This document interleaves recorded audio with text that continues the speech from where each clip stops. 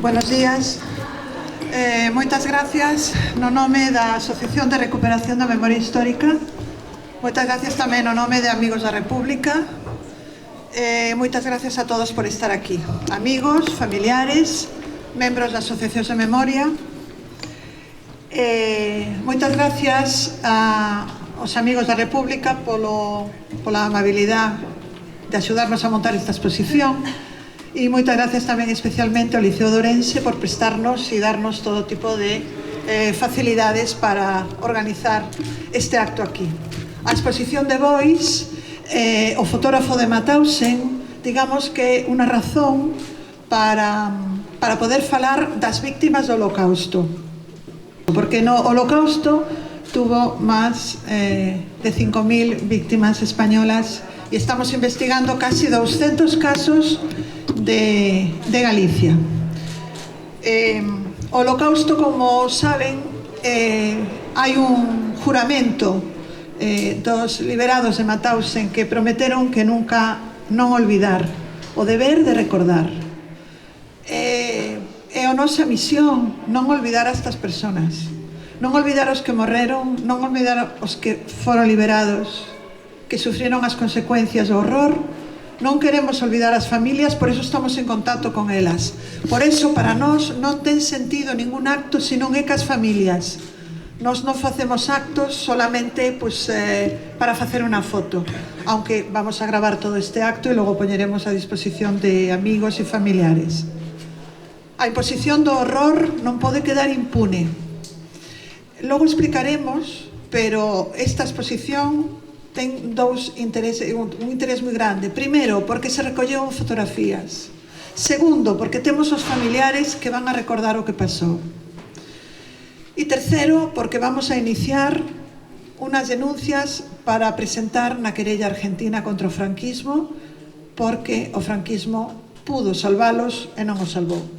E iso hai que contalo, hai que decilo e hai que denuncialo. Os deportados levaban no seu corazón e na súa cabeza o que sucedeu, os nomes das vítimas, e lembraron o que de alguna maneira non podía ser lembrado. O que pasa é que Mauthausen se conservaron a documentación. Aquí lembraremos os deportados en Mauthausen e lembraremos a homes que estuveron deportados, homes que eran de Entrimo, de Monterrey, de Calvos de Randín, de Quintela, de Castro Candelas, homes que eran de aquí, de cerca de nós, que estuveron con outros compatriotas, con outros veciños, que se axudaron cando estuveron no campo. Foron gaseados, deportados, mortos de fame, de miseria, de bronconeumonía, en Hartheim, en Mauthausen, en Buchenwald, en Gusen, en Dachau.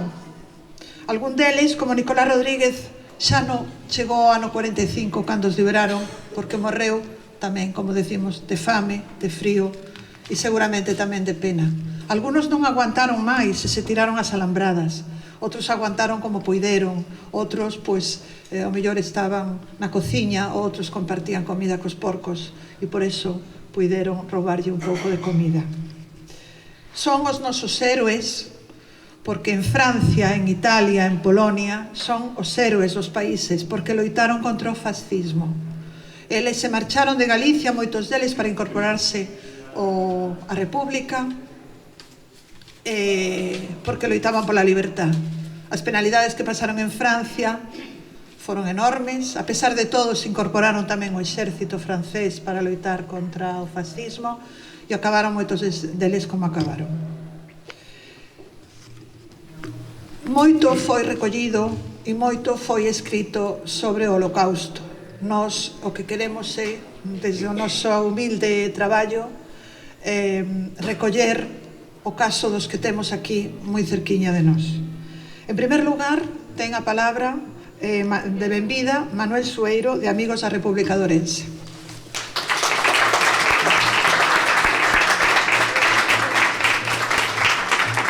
Bueno, buenos días a todos e a todas. Eu iba a facer unha serie de agradecimientos, pero xa Carmen os fixo. A as familiares, a Asociación da Recuperación por ese traballo tremendo que está facendo, agradecer ao Liceo que nos cobixe aquí dentro. Eu tamén pertenezco á directiva do Liceo, o sea que me estou agradecendo a mí mesmo este acto. A importancia, resaltar a importancia e o traballo deste home, deste fotógrafo que viviu unhas penalidades tremendas, loitando na República, escapando despois, detido, metido en campo de concentración, guardando e escondendo os seus negativos para darlle luz a esta xente que sufriu tantísimo nos campos alemáns. Estamos tamén recuperando a fecha do 27, ahora mismo, que fai 75 anos que os rusos entraron a liberar Auschwitz, que foi os rusos, os comunistas, liberando. Había que decirle aos actuales gobernantes españoles quenes foron os comunistas en Europa.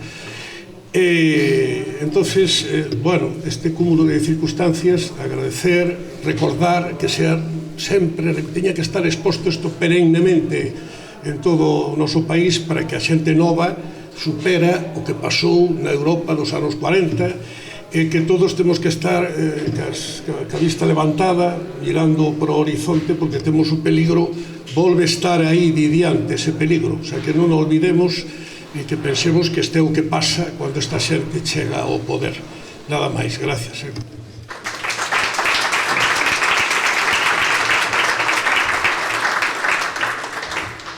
Desde a Asociación de Recuperación de Memoria Histórica temos a sorte de contar con numerosos voluntarios que dedican o seu tempo, o seu ben facer e o seu amor a esta causa. Non é fácil traballar con isto. Hai que traballar non con nomes, ni con números, ni con datas. Hai que traballar con familias. E iso é moi interesante e, sobre todo, moi de agradecer. Ten a palabra o investigador Eladio Anxo Fernández Manso.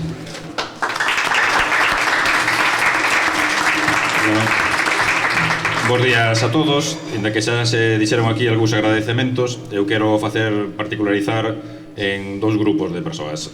Os familiares, por suposto, primeiro, non?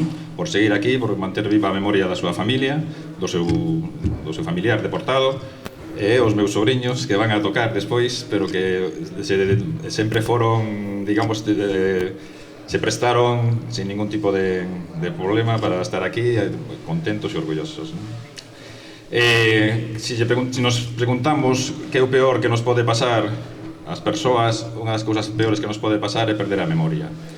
E iso non vale só para as persoas individuais, senón para as sociedades, para as colectividades. En España estamos perdendo, ou xa se perdeu hai tempo, a memoria, non? Por lo menos unha gran parte da sociedade española non asume a memoria democrática da República. Hai uns días o xefe do Estado estivo en Auschwitz e non nomeou, non citou para nada os deportados españois republicanos. E iso é unha vergonza. O franquismo impuxo a súa memoria falsa, a súa memoria manipulada, pero o peor é que durante a transición, a 45 anos da morte de Franco, seguimos facendo actos reivindicativos como este, que tiñan que ser rutineiros, que simplemente tiñan que ser un acto cívico, no que non houvese case crítica, senón que nos dedicáramos só a homenaxear aos deportados, non? E iso é unha vergonza, non? E é unha vergonza que haxa tantas miles de persoas enterradas como animais nas beiravías e que o Estado non faga ren. Iso tamén é unha vergonza, non? É unha vergonza que non se teña recoñecido as vítimas da represión franquista, e quero aquí un momento de recordo para Camilo de Dios, o guerrilleiro de Sandiás, que morreu a 17 de decembro pasado e que morreu sin recibir a homenaxe que merecía por toda a súa loita, non? En Francia ou en outros países sería un heroi. Aquí, pois morreu, unha noticia breve, non? As institucións e boa parte da nosa sociedade siguen sen asumir, como dixen antes, a tradición democrática dos republicanos, e iso conleva branquear os crimes do franquismo. Temos que recorrer a Argentina para poder xulgar os crimes do franquismo, E iso, como dixen antes tamén, insisto, é unha moi grande vergonza, non? Que teñamos que facer a denuncia dos crimes do franquismo no consulado argentino.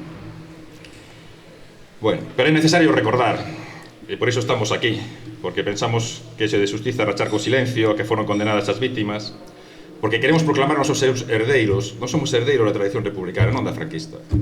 Temos moitas cousas franquistas, por desgracia, que nos meteron, pero nós somos herdeiros dos republicanos. Con orgullo, hai que dicilo, non? Sobre todo porque coñecendo e recordando o que lles pasou a eles, quizás podamos contribuir a evitar que se repita. E como dixo Manolo, estamos nunha fase, creo que crítica, non sei se crítica, o mellor é excesivo, pero non... penso que non. É dicir, agora as proclamas fascistas dos anos 30 da Falange están presentes na opinión pública con un papel protagonista, están presentes no Parlamento con 50 e pico de diputados, polo menos, non? Sempre estiveron aí, pero agora asoman a cabeza.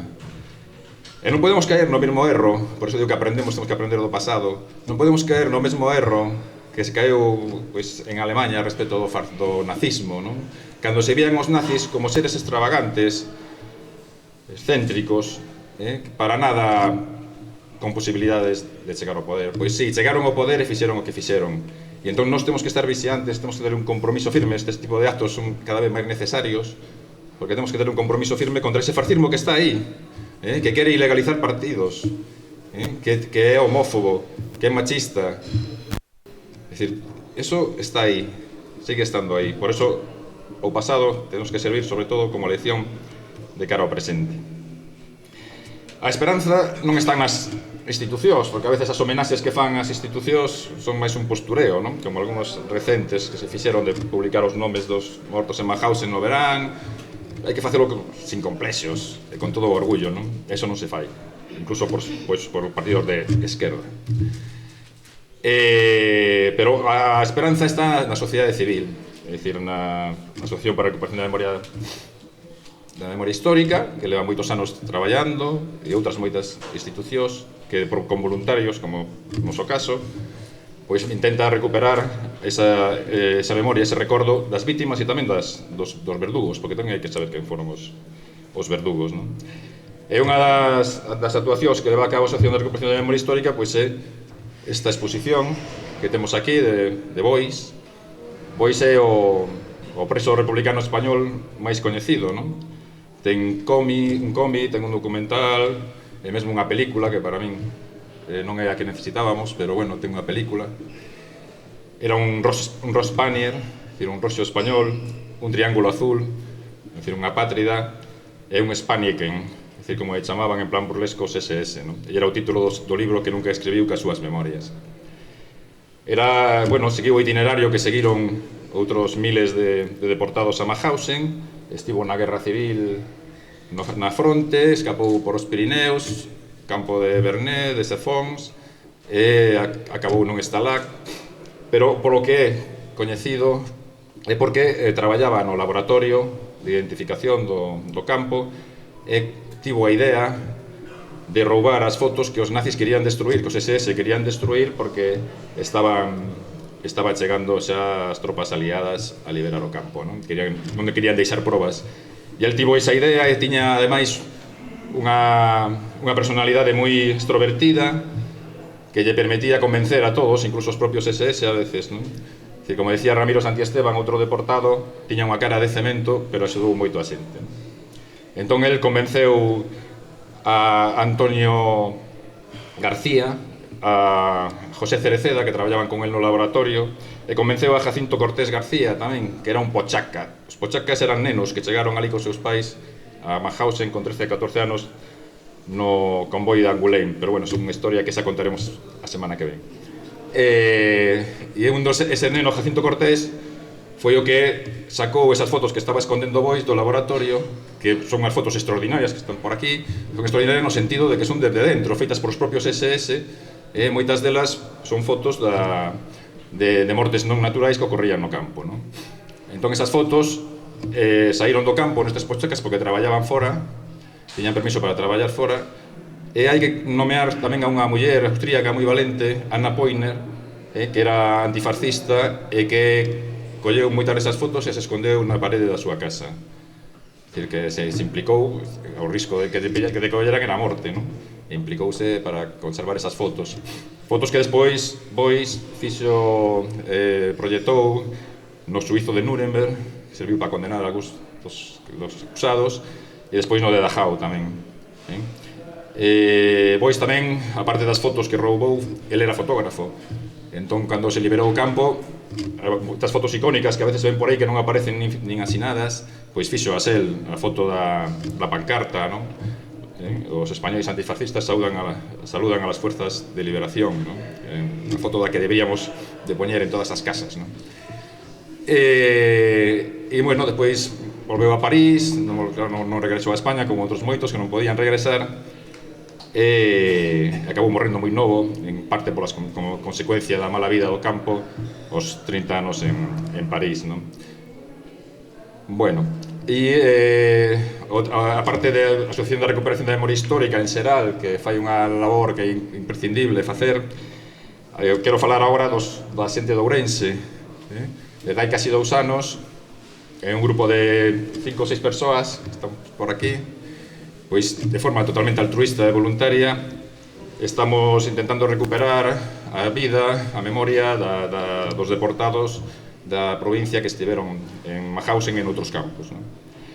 Empezamos con 33, cando empezamos a traballar, había 33 registrados nas bases de datos, hoxe xa sabemos de 46, que despois leremos os seus nomes, non? Por que facemos iso? Pois é a nosa pequena, grande área, minúsculo, para contribuir a esa loita contra o fascismo, non? Por eso o facemos, porque pensamos que pode servir para que o futuro sexa menos malo ou mellor do que temos hoxe, o presente que temos hoxe, non? E para evitar volver ao que dicía antes, o fascismo, non? Son xente toda nova, a máis da mitad dos 46 morreron alá. Os que non morreron tamén quedaron marcados por 9 anos de guerras, guerra civil, Segunda Guerra Mundial, exilio. Moitos non volveron, e se volveron tiveron que calar, non podían contar nada, ou non querían contar nada porque a veces sufrían tanto contando que preferían non falar. E son, sobre todo, quero destacar os vítimas do franquismo, porque son vítimas do nazismo. A xente a veces síntese moi cómoda falando das barbaridades que cometían os nazis, pero non se sinte tan cómoda falando das barbaridades que cometía os franquistas ou Franco, non? Bueno, o sistema franquista. Pero a pregunta que me fago eu é como sería a vida de toda esta xente se non chega a ver o golpe do 36? Se non se chega a producir o golpe fascista do 36? Imaginemos a vida desta xente, non sabemos, non? Pero mellor, seguro, non? E tamén hai que recordar, quero tamén aquí recordar as outras vítimas, que moitas veces familiares, pero os familiares directos, as mulleres, moitas veces casadas con nenos, que se quedaron aquí, que non sabían nada desa xente. E se sabían, pois, casi era peor, non? E o que sufrían eles, temos, por exemplo, as cartas dun dos deportados que desde a compañía de traballo francesa, non? O que sufrían eles vendo a súa muller en Barcelona con 4 fillos dentro cos enemigos controlando o tema, non? Todas esas cousas son moi emotivas, hai que telas en conta. E o peor, xa para rematar, que estou enrollándome moito, é que toda esta xente que sufriu a barbarie, a veces tamén quedáronse, incluso agora, incluso ca democracia, co estigma da culpabilidade. E iso sí que non o podemos permitir, non? E por eso estamos todos aquí. Bueno, gracias.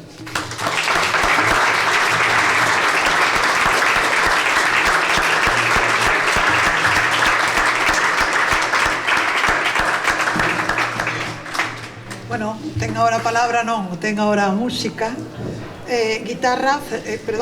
Claudia Fernández Losada, que tocará unha peza de guitarra que ela presentará.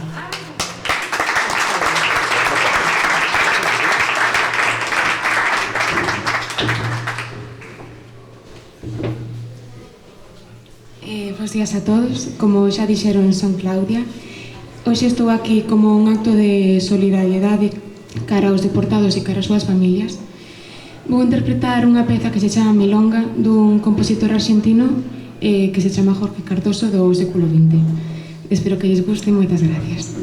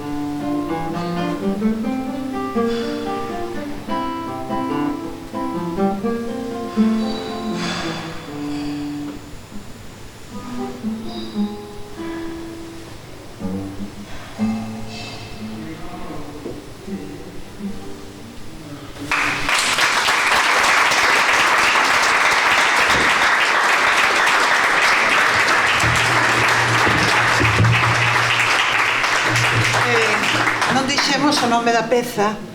A peza é de Jorge Cardoso, é unha milonga e eu creo que é un homenaxe moi fermoso e moi bonito a nosos irmãos da República Argentina, que son os que nos están facendo caso no tema das denuncias. Moitas gracias.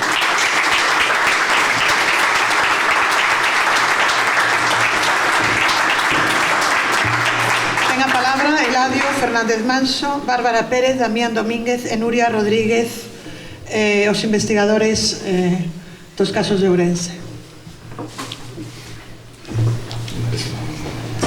¿Dónde están? Ana.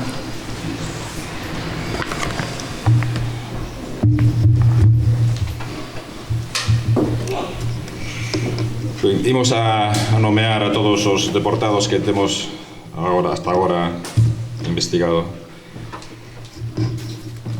A Bárbara, para aquí, por favor, Nuria tamén. Naquele.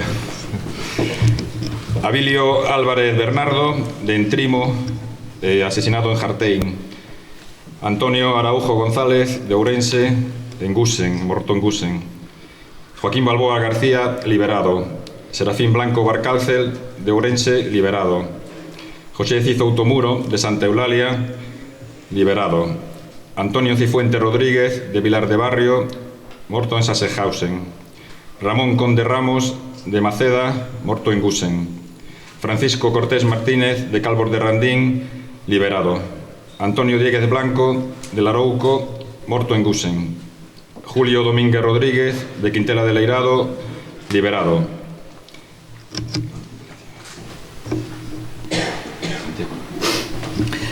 Santiago Durán Durán, de Ribadavia, liberado. Oliverto Fernández Cid, de Santa Mariña de Augas Santas, Allariz, liberado. Tiberio Fernández Lorenzo, de Corzos a Veiga, morto en Gusen. Jesús Fernández Rodríguez, de Cotarós a Pobra de Tribes, morto en Gusen. Benedicto Folia Arias, de Freixedo Larouco, morto en Gusen. Eligio Formoso Fernández, de Río de Bodas, Paderne de Allariz, morto en Gusen. Isaías Galán Rodríguez, de Fornelos, o Bolo, morto en Buchenwald. Francisco García Rodríguez, de Larouco, liberado. José García Rodríguez, de Baltar, morto en Gusen. Albino González González, de Mones Petín, liberado. Sí, Isauro González Prada, de Camba Caldelas, morto en Gusen. Amancio González Vicente, de Arrúa, morto en Nashville. Francisco Iglesias González, de Santomé, Ourense, liberado. Luis Iglesias Grandes, de Currás, San Cibrao de Viñas, liberado. Manuel López Martínez, de Señorín, liberado. José Mosquera González, de Outeiro, Ramirás, liberado. Magín Pérez López, de Sarreaus, morto en Gusen. Antonio Pérez Pérez, de Acosta, Boborás, morto en Bayona, Francia. Abelino Pérez Rodríguez, de Terrachá, en Trimo, morto en Gusen. José Pérez, de Paderne, morto en Gusen. Egido Piñeiro Conde, de Astabernas, Allariz, morto en Gusen. Julio Rajo Lorenzo, de Ocarballiño, morto en Gusen. Demetrio Rey Domínguez, de Currás, San Cibrao das Viñas, morto en Matausen. José Ribada Novoa, Rivela Coles, morto en Tamos. Liberado. Liberado. ¿Dónde estuvo entonces? Francisco Rivera Pérez, de Freáns, Padrenda, Liberado. Liberado. Higinio Rodríguez Domínguez Pereira, en Trimo, liberado. Verísimo Rodríguez Ollero, Vilar, Paderne de Allariz, liberado. Nicolás Rodríguez Pérez, de Alvarellos, Monterrey, liberado. No, morto. No. Sí que tú. Sí. A ver. Sí, no pasa nada. Nicolás Rodríguez Pérez, de Alvarellos, morto en Dajao. Manuel Soutullo Iglesias, de Ourense, morto en Jartein. Alberto Suárez Gallego, de Aveiga, morto en Gusen. Jesús Vázquez Valdovinos, de Cujás, morto en Gusen. Jaime Vázquez Esteve, de Entrimo, morto, liberado. Antonio Vázquez González, de Montederramo, morto en Gusen. José Vázquez González, de Barroso, morto en Sassenhausen. Antonio Villar Febrero, de Cartelle, morto en Gusen. Emanuel Yebra da Cova, de Oseixo Bolo, morto tamén en Gusen.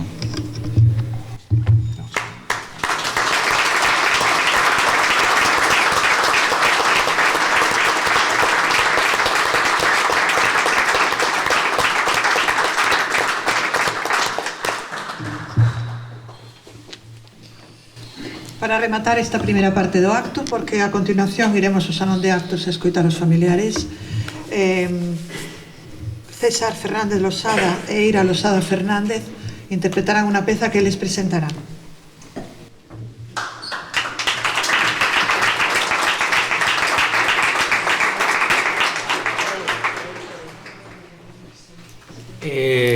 Bos días a todos. Nós somos de Sarieira e imos a interpretar unha pequena fuga de Bach en sol menor arreglada para dúas flautas.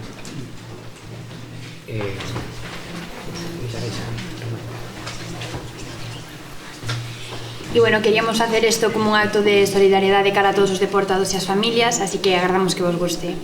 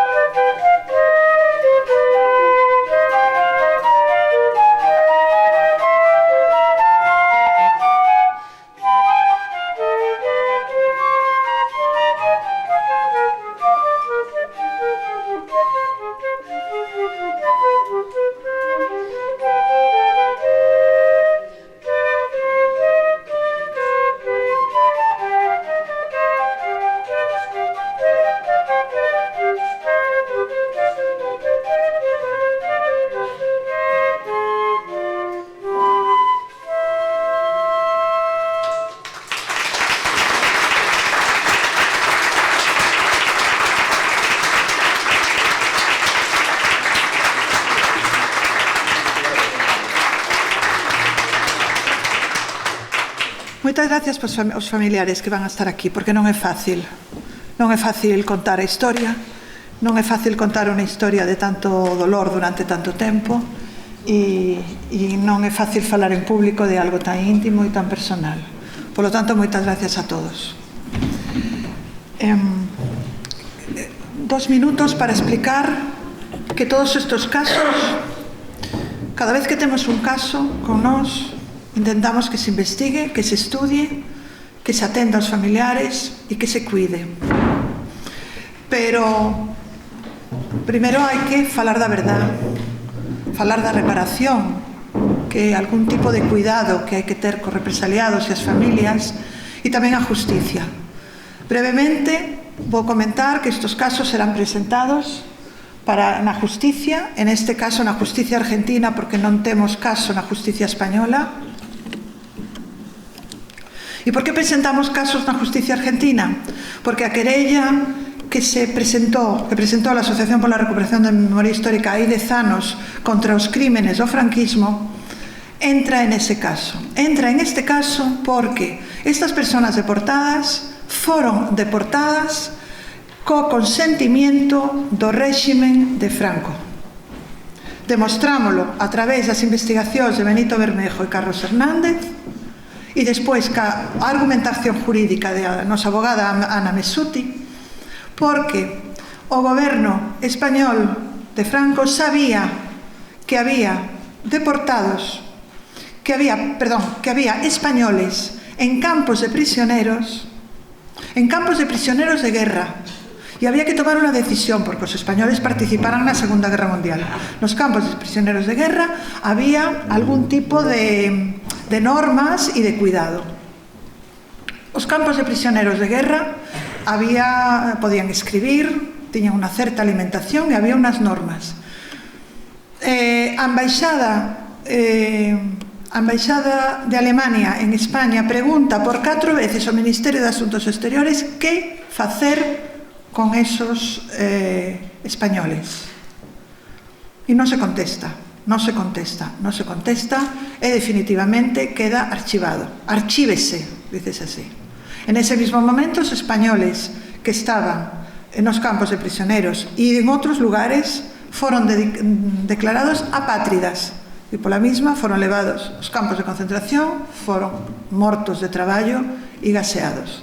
Por lo tanto, entendemos, e así, que o goberno español ten toda a responsabilidade, porque eran gobernos amigos, porque Serrano Suñer foi visitar a Himmler e o día seguinte inicia a deportación.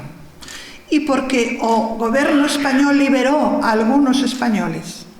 E temos a documentación polo cual foron liberados. Seguramente amigos de alguén ou que tiñan interés en eles. E por último, na deportación había menores de edad. Menores de edad decimos 13, 14, 15, 16 en contra de todas as normas internacionales. Nos presentaremos esos casos cando as familias teñan a disponibilidade e se presentarán en Vigo, como fixemos outro día, ante o Consulado de Argentina en Vigo, para que, por vía diplomática, se presente no juzgado de doña María Servini de Cubría, que se fai inmediatamente. Ahora mismo vamos a dar a palabra aos familiares para que nos conten a súa historia, a historia dos seus. Empezamos por Rafael Adán, sobriño de Abilio Álvarez Bernardo.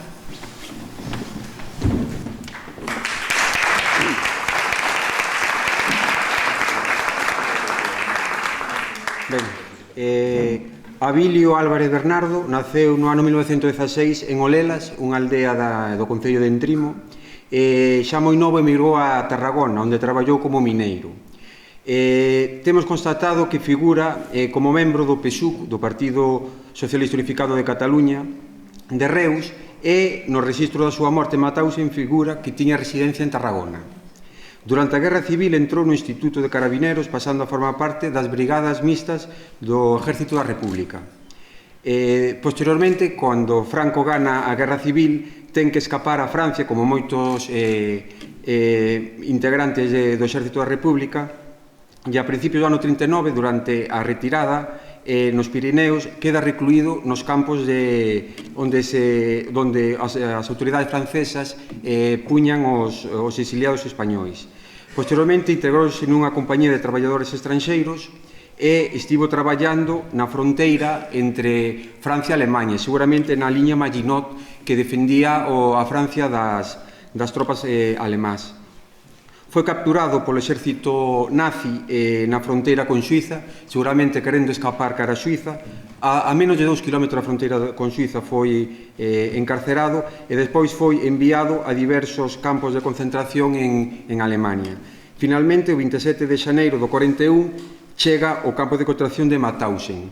E un ano despois, o 30 de xaneiro do 42, foi trasladado ao castelo de Hartheim, que estaba cerca de Mauthausen, onde foi gaseado, registrándose a súa morte o 2 de xaneiro do 1942, e estaba solteiro.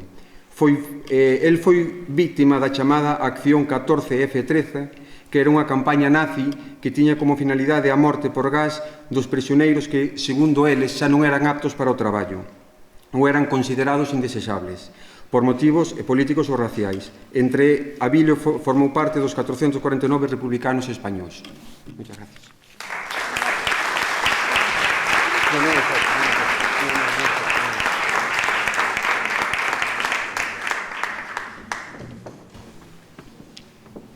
Damián Domínguez contará a historia de Joaquín Balboa.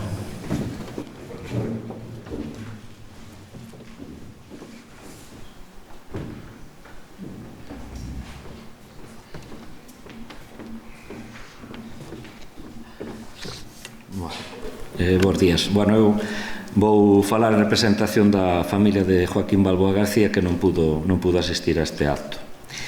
Joaquín Balboa naceu o 22 de agosto de 1906 en Estevesiños, no concello de Monterrei.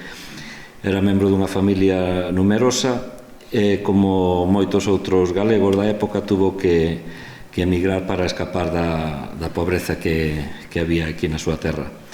Casou con Julia, que era tamén unha veciña da mesma aldea, e ambos emigraron a Barcelona, onde en 1930 naceu o seu único fillo, Eladio. En Barcelona, Joaquín empregouse como perruqueiro na Asociación de Cens de Cataluña, traballo que despois lle salvou a vida no campo. En plena Guerra Civil, en setembro de 1937, Joaquín ingresou no Corpo de Carabineros, combatendo no frente de Aragón. Ao caer Cataluña, entrou en Francia por Prats de Molló, o 3 de febreiro de 1939. Ali en Francia foi confinado nos campos de refuxiados de Argeles e Barcarés e acabou integrándose na compañía de traballo 209, que estaba destinada nunha fábrica de armas en San Florentín, departamento de Lyon. Ali foi apresado polo exército alemán en agosto de 1940. Pasou por varios estalags, que eran os campos de prisioneiros de guerra, ata que en abril de 1941 foi trasladado a Mauthausen, desde o estalag de Triers. Ali foi marcado co número 3833. Ali traballou primeiro na canteira, que era un dos traballos máis duros, e onde con a axuda de outro preso librouse dunha malleira ou dunha morte segura, non? Cando caíu baixo o peso da pedra que tiña que subir pola escaleira, porque despois do seu traballo ali todo o día, de sol a sol, ao acabar tiñan que volver ao campo e tiñan que subir unha escaleira de 186 peldaños, e o que non daba subido pois xa era asesinado ali mesmo. Un tempo despois conseguiu comenzar a traballar de barbeiro por aquel traballo que tivera en Barcelona cando emigrou ali. En xullo de 1943 enviaron ao subcampo de San Lambrecht, un mosteiro benedictino no sur de Austria que fora requisado pola SS como granxa e lugar de repouso. Ali traballaba no campo e no monte, e ali mellorou a súa situación porque a violencia non era tan brutal e ademais podía alimentarse mellor. O 9 de maio de 1945, tropas inglesas liberaron o campo, pero non pudo regresar a Francia ata o 29 de xullo.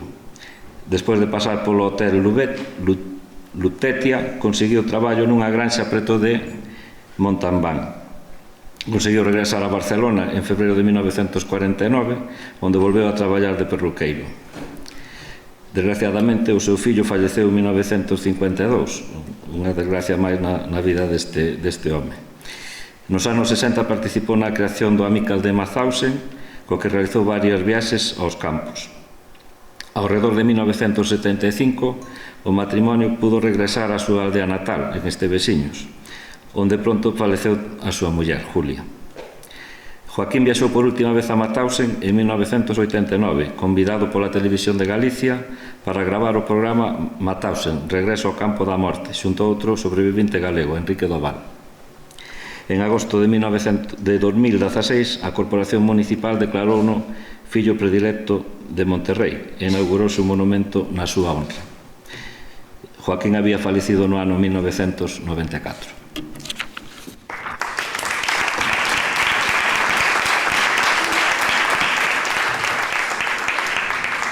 A historia de Joaquín Balboa vamos poder escoitala o día 14 con un documental que recuperamos, que existía na televisión galega nos dos anos 80 e vamos a poder ver ese documental onde conta él toda a súa historia. Será o día 14 e será presentado por Eladio Fernández Manso e tamén polo productor, ¿no? Polo director, sí, do documental. Ten agora a palabra Luz Cortés Jiménez, sobriña de Francisco Cortés. Estuvo aquí en representación de toda a miña familia, porque moitos deles viven no estranxeiro e outros, pois por problemas de saúde, non puideron acudir. Acércalle o micro, por favor. Acompañada da miña prima, Mila. Ambas estamos representando o noso tío, meu padriño, tío Paco, Francisco Antonio Cortés Martínez. Tío Paco naceu o 25 de novembro de 1913 en Calvos de Randín, aínda que só eu foi aí a nacer, porque xa o meu avó, que era carabineiro, estaba destinado lonxe. O seu pai, o noso avó, José Cortés, era do Corpo de Carabiñeiros, en aquel momento tenente, chegando a ser coronel durante a Guerra Civil.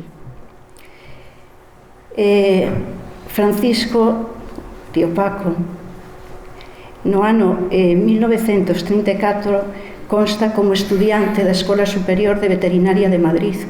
A familia estaba destinada en Madrid, o meu avó tiña o destino oficial ali. El xa naquel momento era unha persoa, sensible ante as situacións sociais e xa pertenecía a FUE, que era a Federación Universitaria Escolar. Era de carácter laico e republicano. Durante a Guerra Civil perteneceu a 124 Compañía de Asalto no Corpo de Investigación e Vigilancia, era dos corpos de intelixencia do Corpo de Carabineiros. Estivo destinado na sección de investigación especiais en Madrid, posto que solicitou o 27 de xaneiro de 1937 antes de estiver ao fronte como miliciano. Cando a guerra estaba xa decidida, a familia, formada polos pais e 6 fillos, fuxiu a Francia por Figueres, foron os últimos de Figueres. Teño que decir que tanto o pai de a miña prima Julio Cortés como o meu pai quedaron detrás das filas dos sublevados. Esa xa foi tamén outra tremenda historia. Cando a guerra estaba xa decidida, a familia, como decía, que neste momento era a miña avoa, o meu avó, as nosas dúas tías e o noso tío Paco, Francisco Cortés, retiráronse a Francia, fuxiron a Francia. Vamos a ver. A miña avoa e as miñas tías, 2 anos despois, conseguiron co apoio de boa xente, que aínda que de outra ideoloxía non deixaba de ser boa xente tamén, conseguiron poder volver a España. Estiveron en Victoria durante os tempos máis difíciles e despois volveron para a terra da miña avoa, da nosa avoa, que era Calvos de Randín. En Calvos de Randín, cando chegaron á casa familiar, era unha casa totalmente saqueada, era a casa dos republicanos, e a xente boa da aldea, moita xente boa, lles pasou colchóns e demais enseres para poder sair adiante. Outros os insultaban. Francisco foi destinado a Tours. Perdón, que me saltei aquí unha parte importante. Que vexo. Vale. Francisco non foi destinado, foi detido en Tours. Antes estaba en Compaña e foi detido en Tours, perdón, e mandado a Compaña en 1943 por pertenecer á Resistencia. Pasou figurando no muro co nome de François e se lle deu por falecido, polo que despois máis adiante explicarei. Foi trasladado a Buchenwald o 29 de xaneiro de 1944 co número 43539. Foi registrado como preso político, Polit Speiner, co triángulo vermello. A profesión coa que se lle registrou foi carpinteiro, porque era o seu hobby, e el estaba ben entrenado, sabía que non podía decir que era dos corpos de intelixencia, claro. Entón tiña que decir que era carpinteiro. Inicialmente estivo no bloque 61 do chamado Campo Pequeno, onde pasou a cuarentena. Despois aloxárono no bloque 10 do campo principal. Foi destinado ao Comando de Traballo número 30 na fábrica de armas de Gustav II, o 3 de xuño de 1944. En setembro foi trasladado ao subcampo de Halberstadt, traballando na fábrica Junkers, Flunter. O 22 de febreiro de 1945 transferírono a outro subcampo de Buchenwald, Landstein e Zeimbe. Pouco antes da liberación do campo, as SS quixeron asesinar a todos. Eso eles o sabían, que eran un peligro ali, porque eran presos políticos. E o meu tío, xunto con outros compañeiros, fuxiu, porque a morte a tiñan segura. De desesperados ao río, e nunca mellor dito, porque chegou hasta un río e con augas xeadas, porque isto era en inverno, recollérono e salvaronlle a vida. Este é o motivo polo que constaba en todos os arquivos como falecido, porque cando os aliados chegaron ao campo de Buchenwald e recontaron, el non estaba, porque fuxira. A estancia no campo deixoulle secuelas terribles. Destrozáronlle os oídos, non tiña os tímpanos e os pulmóns. Secuelas que arrastrou toda a súa vida. O noso tío medía en torno a casi 1,90 m e pesaba 39 kilos.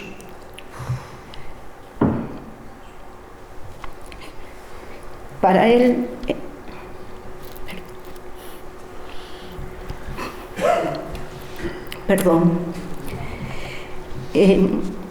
nos intentábamos que él nos contara, pero para él era terrible, porque un home co xesto que tiña sempre ría, non podía deixar de conter as mágoas.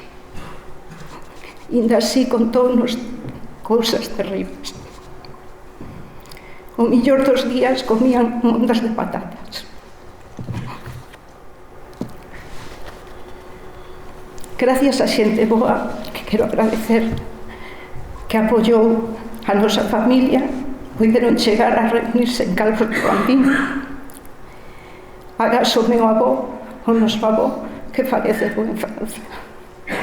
Nestes momentos estamos investigando cales foron os motivos dese falecemento e tamén a situación que pasou o resto da familia, que foi moi dura.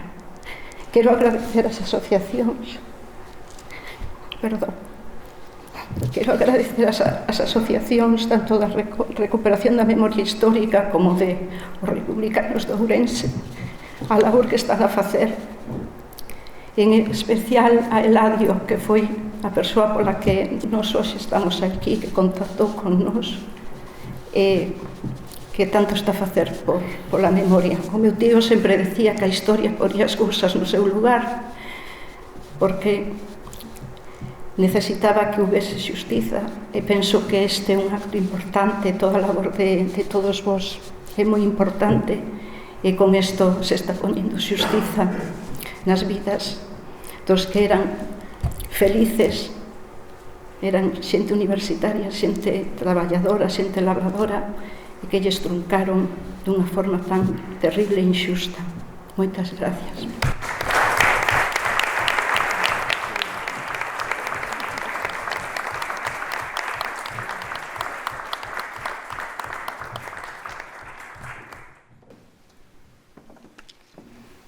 Gracias ás familias, porque non olvidaron, nin o taparon, e están orgullosas dos seus. Ten a palabra Ana Mosquera, que vai ler o caso de Julio Domínguez Rodríguez.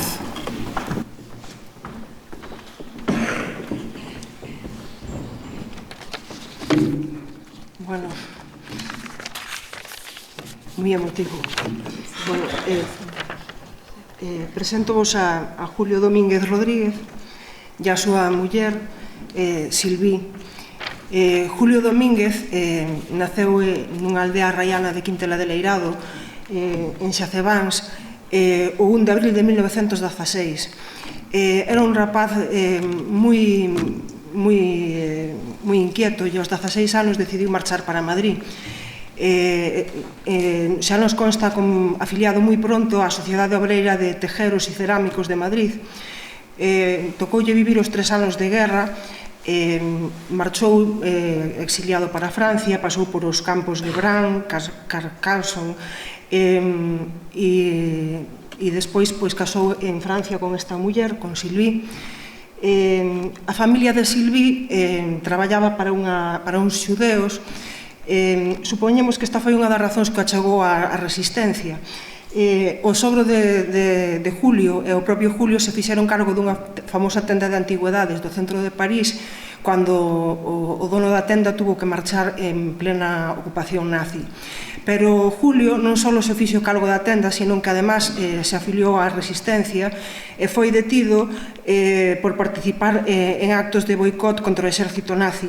E entón así acabou no campo de Mauthausen, donde ingresa o 25 de marzo de 1944, con número 59.854. Julio, vou falar agora en nome da súa sobriña Julia, contáballe, facendo outra vez, como falou antes do meu compañeiro, dos famosos 186 escalóns de Mauthausen, salvouse basicamente por 2 días, porque tiñan que subir todos os días da canteira unha pedra ao lombo, e o que non era unha proba de lume para saber os que estaban en condicións de seguir traballando na canteira e os que non. Entón, Julio ao final xa non aguantaba máis e íbase deixar ir. Os que se deixaban ir, os que se deixaban morrer, e despois eran fusilados, rematados por as SS e levados ao lombo por os seus compañeiros aos fornos onde eran queimados. E entón Julio dixo, eu xa non podo máis, voume deixar ir. E o seu compañeiro díxolle, levántate, colle esa pedra, que dentro de 2 días veñen a por nós. O seu compañeiro sabía, e soubeno isto pouco despois, porque os internos de Mauthausen tiñan as pezas dunha radio e por as noites montábana e sabían xa que os aliados iban ir a por eles, que xa ganaran a guerra e que quedaban 2 días para a liberación. Entón, Julio colleu a pedra e 2 días despois foron a buscar. Chegou á súa casa tan feito polvo que a súa muller, esta señora de aquí, non nos recoñeceu e foi pedir axuda ao veciño de abaixo, porque, como contou aquí a nosa amiga, chegaban nos osos con un traxe de rayas sin pelo e totalmente co corpo cuberto de sala que sae cando un está sin comer. Eso foi o 28 de maio de 1945. Julio despois levou unha boa vida porque o xudeo este foille moi agradecido e tuvo certa sorte. Nunca máis se reencontrou ca súa nai nin cos seus irmãos. e morreu en 1993. Bueno, iso é todo, nada máis.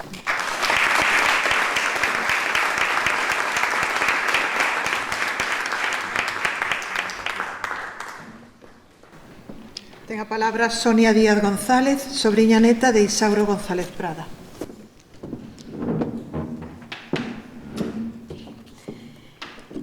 Isauro González Prada naceu en Camba, Castro Caldelas, o 27 de outubro de 1909. Antes de exiliarse en Francia, viviu en Barcelona, en Carret de Margenat. Perteneceu á 114 Compañía de Traballadores Estranxeiros creada o 28 de decembro de 1939. Esta compañía percorreu a xeografía francesa, departamento de Vendée, Mosellé, Charente.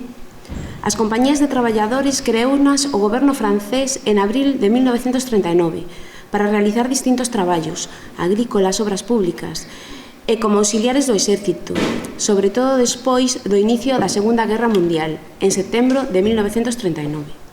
Cada unha das compañías contaba cuns 250 traballadores. Detiveron os alemáns en xuño de 1940 no Fronstalag 140 de Belfort, preto da fronteira con Alemaña e Suíza. Entrou no campo de Mauthausen o 27 de xaneiro de 1941, con número 5947, procedente do Stalag 11B de Falisbostel, rexistrado como católico, solteiro de profesión, agricultor ou metalúrxico. Morreu en Gusen o 2 de novembro de 1941, aonde fora trasladado en abril co número 11.888. A causa da morte rexistrada, tuberculose.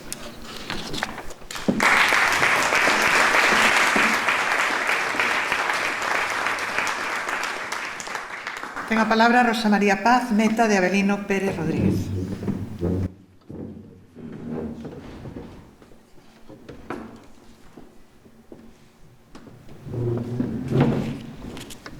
Avelino nació en Aterrachá, en Entrimo, el 10 de octubre de 1899. Pasó sus primeros años en Entrimo, en donde se casó con María Fernández. Tuvieron 2 hijas, Aurora, mi madre, y Emilia. Emigró a Madrid, en donde trabajaba de camarero en los coches cama de los trenes que hacían el recorrido entre la capital de España y Francia. En los inicios de la Guerra Civil figura como integrante de las milicias cívicas de izquierda republicana. Seguramente salió de España hacia Francia en los primeros meses de 1939, formando parte de la retirada. Después de pasar por los campos de refugiados, formó parte de la Compañía de Trabajadores Extranjeros número 86, destinada en la Navidad de 1939 en el campo de Bon-Pommier, cerca de Saint-Clement, en el departamento francés de Altos Alpes. Como miembro de esta compañía fue trasladado con frecuencia pasando por Chamonix, Briançon y Epinal para trabajar construyendo puentes y carreteras. En su misma compañía de trabajadores estaba otro ourensano, Eligio Formoso Fernández. Después de la invasión del norte de Francia, el 20 de junio de 1940, fue capturado por el ejército alemán en la región de los Vosgos, siendo confinado en el Stalag 8C, en Zagán, Polonia. El 26 de noviembre de 1940 lo trasladaron a Stalag 12D de Trier, en Alemania. Su número de prisionero era el 57.147. El 25 de enero de 1941 entró en el campo de concentración de Mauthausen, Austria, siendo registrado con el número 4724.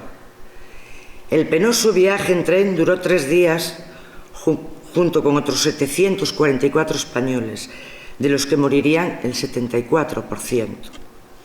En febrero de 1941 fue trasladado a su campo de Gusen.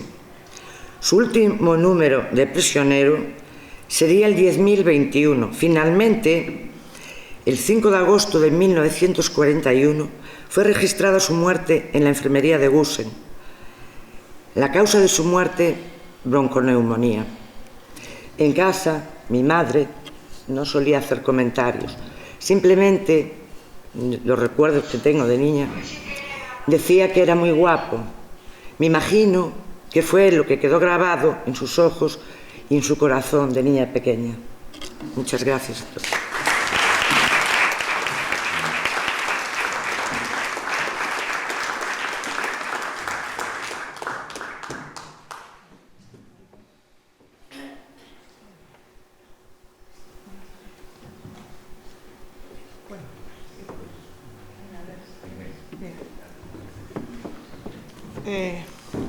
Mariló Moreda, sobriña de Egidio Piñeiro Conde. Nos di unas palabras también.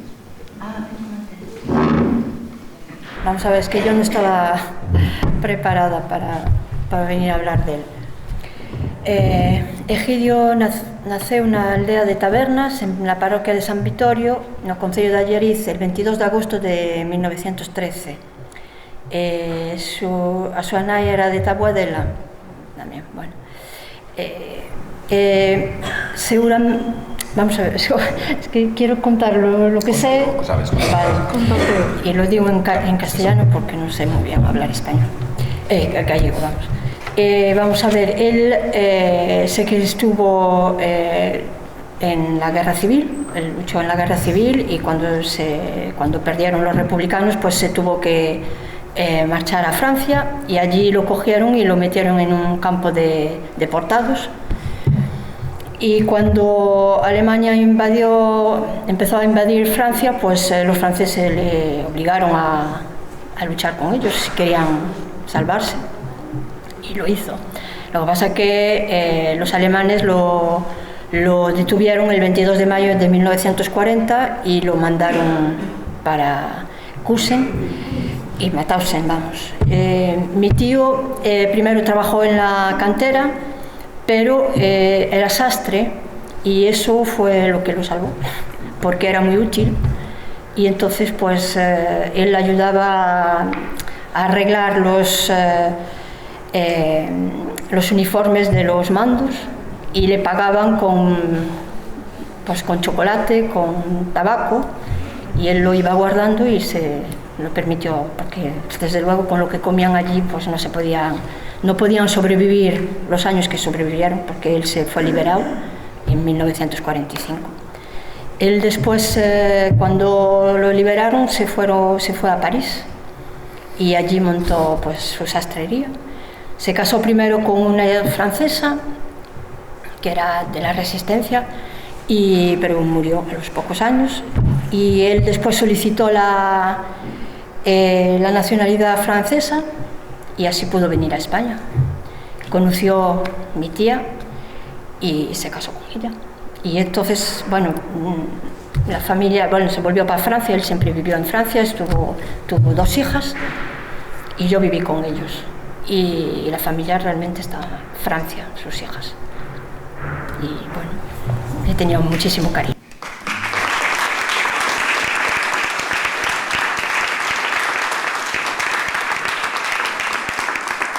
Gracias, Mariló.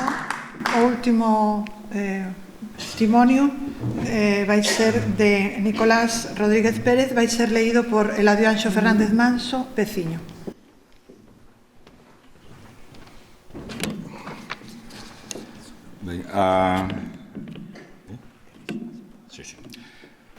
Nicolás, bueno, a familia de Nicolás non pode estar aquí, por eso estou eu. Para min foi unha casualidade destas que só pasaba unha vez. Estábamos de viaxe por ali, por os campos, seguindo un pouco o camiño que levara Joaquín Balboa. Chegamos a Dajao e mirando o libro dos mortos, de repente vexo Nicolás Rodríguez Pérez de Alvarellos, non? Que é a nosa aldea. Nunca, bueno, pensei que non podía ser verdade que fora de Alvarellos, non estaba registrado en ninguna base de datos. Cando volvín, pois pedín o seu certificado de nacemento, partida de nacemento, e sí, resultou que sí que era de Alvarellos, xa teño localizados os seus familiares. Pois nada, Nicolás era fillo de labregos, naceu o 28 de outubro de 1898, na Guerra Civil fuxiu do lado do bando nacional, o bando leal da República. Aquí aparece co seu irmão Manuel morreu na guerra, e Nicolás pasou a Francia ferido, tiña un brazo inútil, non? O ter ese brazo inútil, iso non lle permitiu entrar nas compañías de traballo, e foi confinado en Vernet, no campo de Vernet, por propaganda comunista. Foi deportado a Dachau no tren Fantasma, o último convoi que saiu de Vernet, cando se desmantelou o campo, o 30 de xuño de 1944. Chamaban o tren Fantasma porque estivo percorrendo durante 2 meses Francia, sin baixar do tren. Pois imaginadevos como ían, non? Vagóns que podían levar 30-40 persoas, ían con 100 persoas ou máis. Había homes e mulleres. Non chegaron a Dachau hasta o 28 de agosto, cando saíran de Francia, de Toulouse, o 30 de xuño. Todo ese tempo no tren, moitos morreron. Entón, houve situacións verdadeiramente tráxicas. En Dachau deronlle o número 94.272 como preso preventivo español, e ali morreu o 25 de febreiro de 1945, só 2 meses antes da liberación do campo, con 47 anos. E digamos que recuperamos a unha persoa que estaba totalmente desaparecida. Os seus familiares non sabían nada del, pensaron que desaparecera, que morrera na guerra. Nada máis.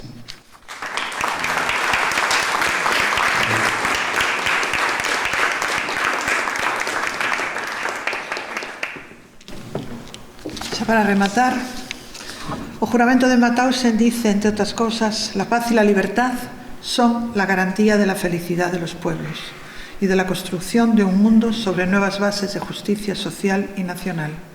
Esa es la única ruta hacia una colaboración pacífica de las naciones y de los pueblos. No olvidaremos jamás los sangrientos sacrificios que los pueblos tuvieron que hacer para reconquistar la felicidad de todos. Nos dirigimos al mundo entero para decirle, ayudadnos en nuestra tarea. Viva la solidaridad internacional, viva la libertad. En nombre de todos los que fueron presos en Mauthausen. Yo pediría un fuerte aplauso a todos los familiares.